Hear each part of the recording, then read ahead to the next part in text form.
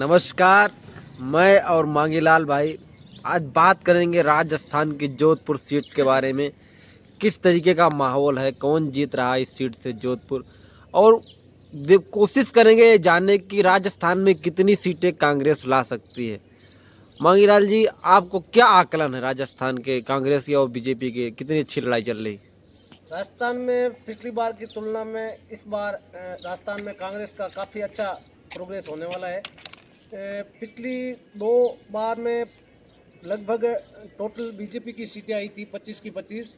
अब की बार उम्मीद है कि लगभग 5 से 7 सीटों पर कांग्रेस सीट ला सकती है, ऐसी उम्मीद है। लोगों का रुझान बढ़ रहा है ये कांग्रेस की तरफ। ये कौन कौन सी सीटें हैं जहां कांग्रेस का अच्छा परफॉर्मेंस है? राजस्थान की सबसे हाई प्रोफाइल सीट है जोधपुर की। जोधपुर के अलावा बात करें तो नागौर है, बाड़मेर है, सिक्कर है, बांसवाड़ा है। इन सीटों पे कांग्रेस मुझे मजबूत लग रही है। जोधपुर में मंत्री जी चुनाव लड़ रहे हैं, शेखावत साहब, और आप बोल रहे हो जोधपुर सीट बीजेपी कमजोर पड़ रही है। हाँ, लेकिन मंत्री साहब है, मैं मानता हूँ बीजेपी से, और काफ़ी अच्छे व्यक्तित्व है, लेकिन उन्होंने काम के नाम पे कुछ नहीं किया, तो जनता के बीच में आक्रोश है। जनता बोल रही है कि काम के नाम पे वोट देंगे। तो करण सिंह उच्चेडा भी लगातार कांग्रेस से प्रत्यक्ष है और लगातार जमीन से जुड़ाव है। पिछले 30 साल से वो कार्यकर्ता के रूप में, एक वर्कर के रूप में काम कर रहे हैं, तो उसमें बोलने की और वो काम कराने की पूरी गारंटी ले रहा है, तो उसकी तरफ लोगों का रुझान है। इससे पहले कोई चुनाव करण सिंह उचाड़ा साहब लड़े थे? नहीं, कोई चुनाव नहीं लड़े, लेकिन लगातार लोगों के संपर्क में जरूर थे। एक समाज सेवक के रूप में कोरोना के टाइम में देखें, या एक अग्रणी भामाशाह के रूप में हमेशा आगे वाली पंक्ति में खड़े रहते थे। एक चीज और है, नागौर से हनुमान बेनीवाल का, आपने नागौर सीट का जिक्र किया। हनुमान बेनीवाल जी पहले बीजेपी में थे, अब वो इंडिया गठबंधन में, कांग्रेस गठबंधन में साथ हैं। इसका फायदा कितना मिल सकता है राजस्थान में? फायदा मिलेगा। उन्होंने हमेशा जवान किसान की मजबूती से आवाज़ उठाई है, चाहे लोकसभा के अंदर हो, चाहे आरएलपी का विधानसभा में देखे राजस्थान में हो, तो हमेशा उन्होंने किसान और जवान के नारे को मजबूत किया है। जरूर उनका फायदा तो मिलेगा, क्योंकि आज के टाइम में किसान और नौजवान सबसे ज़्यादा परेशान है। एक तरफ किसान को एमएसपी की रेट नहीं मिल रही है, दूसरी तरफ रोजगार को, युवाओं को रोजगार नहीं मिल रहा है, तो उसका तो फायदा निश्चित रूप से मिलेगा। आपने बात की अगर किसानों की, तो ये हम अपने दर्शकों को जरूर बता दें, हनुमान बेनीवाल ऐसे सांसद रहे जो बीजेपी में रहते हुए बीजेपी छोड़ दी और किसानों की बात मजबूती से उठाई थी संसद भवन के अंदर। लेकिन वहीं अगर हम बात करें तो हनुमान बेनीवाल को जो लोग कहते हैं जाट साथ साथ, और उनको किसानों में अच्छा है, तो क्या इससे हनुमान बेनीवाल के आने से जाट वोट बढ़ेगा इंडिया गठबंधन में? बिल्कुल, निश्चित रूप से बढ़ेंगे। जाट तो बढ़ेगी, उसके साथ में किसान कौम है। एक तरह से देखें तो 36 कौम के पॉपुलर चेहरा है राजस्थान के अंदर, और हमेशा कोई भी समाज का हो, कोई भी मुसीबत में किसान कौम हो, जवान का हो, तो उसमें हमेशा आगे खड़े रहते हैं। हनुमान बेनीवाल का अच्छा रुझान है। बिल्कुल अच्छा रुझान है।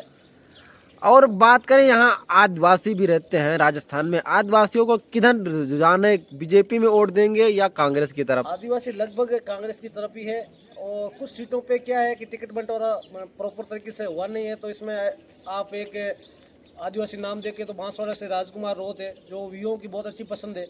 कौन और से? एक तरफ उसका माहौल है, एक तरफ इधर बाड़मेर में रविंद्र सिंह भाटी है, वो भी एक तरफ, दोनों निर्दलीय लड़ रहे हैं, तो ऐसी कोई पार्टी से कोई ज़्यादा विशेष नहीं है। अच्छा। राजस्थान के लोग कैंडिडेट देखते हैं किस टाइप का कैंडिडेट है। वो जमाना था जो पहले एक तरफ भागते थे कि कांग्रेस बीजेपी, वो ऐसी बातें अभी नहीं रही। अभी कैंडिडेट देखे जाते हैं कि आदमी पढ़ा लिखा है, अपने काम करवाने का है, रोजगार देने का है, वादा क्या कर रहा है, क्या उसकी काबिलियत है, इसके आधार पर वोट मिलते हैं।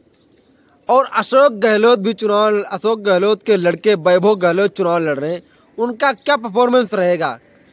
वैसे वो जालोर से अशोक गहलोत का तो खुद उनका इतना काम है नहीं, लेकिन अशोक गहलोत के अगर 2 टाइम या 3 टाइम मुख्यमंत्री के दम पे अच्छा काम हुआ है राजस्थान सरकार में। अगर अशोक गहलोत और कांग्रेस का बोले, एक कांग्रेस का नाम ही अगर अशोक गहलोत को हटा दिया जाए और कांग्रेस एक तरफ कर दिया जाए, अशोक गहलोत तो अपने खुद के कार्य पे मजबूत है, हमेशा मजबूत रहे, और उनका वो फायदा मिलेगा जरूर उसके बेटे वैभव गहलोत को भी जालोर से।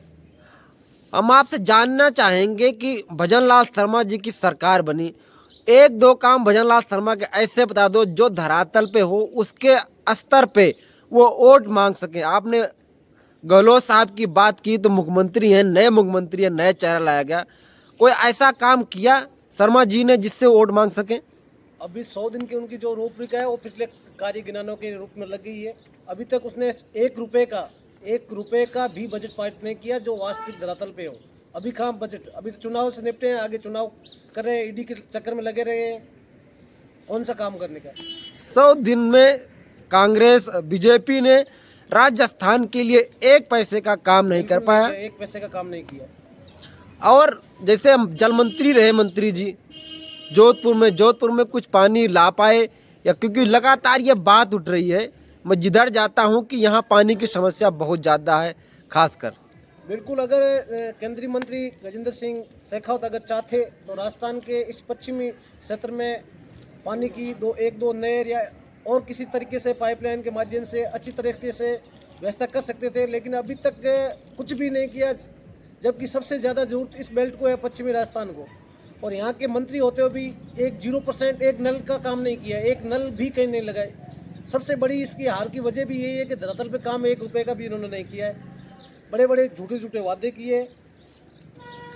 और राजस्थान से काफ़ी लोग सेना में जाते हैं, तो अभी राहुल गांधी जी ने स्टेटमेंट दिया था कि अगर सरकार आती इंडिया गठबंधन की, कांग्रेस की, तो अग्निवीर योजना को ख़त्म करेंगे। आप युवा हैं, आप इस पे क्या सोचते हैं? अग्निवीर योजना सही है या गलत? अग्निवीर बिल्कुल पूरा देश विरोध कर रहा है। अग्निवीर क्या है? एक आर्मी नाम की जो फैसिलिटी मिलती थी, एक आर्मी नाम से लोगों के अंदर उत्साह था, उत्साह ही खत्म हो गया। वो उत्साह देखने को नहीं मिल रहा। आजकल युवा आर्मी में ना जाकर अन्य फील्ड में जाना चाहते हैं, जबकि पहले क्या था, लोगों को फर्स्ट प्रायोरिटी थी कि आर्मी में जाएंगे, लोग हमें उस नज़र से देखेंगे, कॉन्फिडेंस रहता था उनका। आज वो उस टाइम का नहीं रहा। इसने बिल्कुल कल्चर ही खत्म कर दिया। जो आर्मी का जो वास्तविक था उससे कोई फायदा नहीं है, बिल्कुल ही नकारा एक तरह की योजना है, कोई मतलब नहीं। 5 साल बाद में आपको फिर से वही काम करना पड़ेगा जो पहले कर रहे हो।